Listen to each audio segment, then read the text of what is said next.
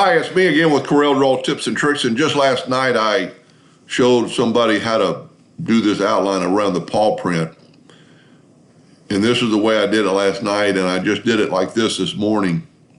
And I think it looks a little bit better, a little bit more defined, and it's personal preference, but I'm gonna show you, and so if you didn't watch the first video, you can watch that.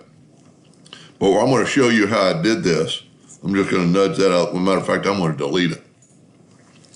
And last night, this was grouped together. First of all, I'm gonna make it more simpler and left click and right click, so it's just an outline, so it won't contour the fill. And I'm gonna break this object apart. I'm gonna ungroup it. And then I'm gonna go to my contour tool, and to the outside, I'm gonna contour it 1 inch. Well, I think I did a 1/2 inch, 0.5. Then what's easy about this, you just have to click and put apply. You don't have to do anything. And then do the last one. And then you'd want to select them all and break the objects apart. Now I'm going to get rid of the center part, so I'm just clicking on the center, and I'm not deleting them, I'm moving them up. Now I'm going to go and weld this. And then I'm going to go to Object and Break Curve Apart, and I'm going to get rid of these inner parts, because breaking curve apart broke those objects apart.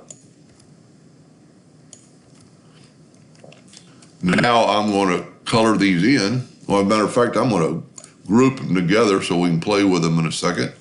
I'm going to color them in with black. I'm going to take away the outline, and I'm going to move it back. That looks pretty good.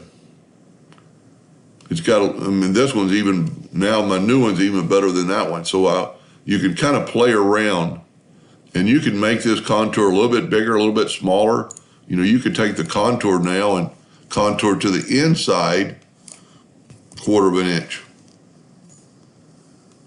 And then break that apart and take away the out one.